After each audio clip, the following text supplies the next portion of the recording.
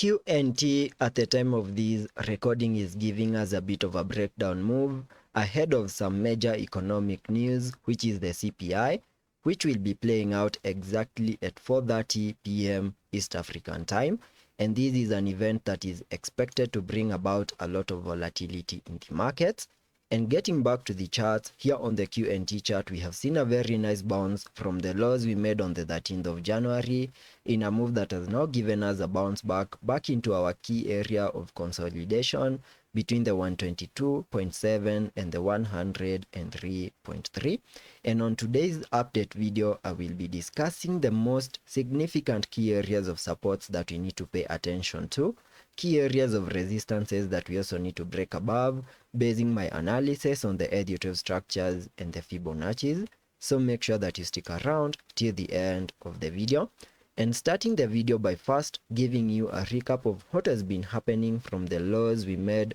on the 4th of November. You can see that we first peaked impulsively in the formation of this wave 1, so a pullback in the formation of this wave 2, a bounce in the formation of this wave 3, a wave 4, and then finally topped in the formation of this additive count 5 in a move that gave us a high above the 172.9, and that 5 wave structure to the upside completed the formation of this larger additive count 1. And having topped in the formation of that first wave, I was expecting a bit of a breakdown move in the formation of this wave 2 with minimum target areas I came up with by connecting the fibs from the low of the first wave to the high of this additive count 1,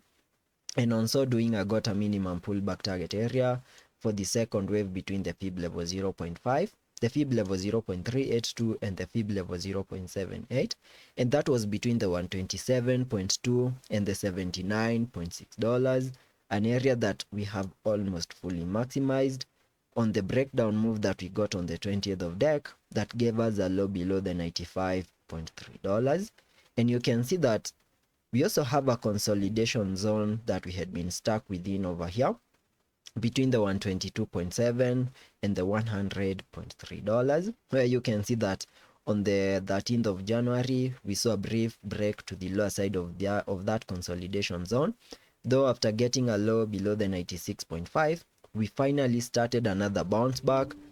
into that consolidation zone. And there are chances that in case the CPI is positive to the market, we can continue pushing higher to the upper side of this consolidation zone. And if we manage to break above the 122.7, then that will be the start of an impulse to the upside, where we can continue seeing further upside in a move that can easily get us back above the $140 and the $152 as our next target areas. We also need to have in mind that we can easily get rejected either on the center part of this consolidation zone or maybe the upper part of that consolidation zone,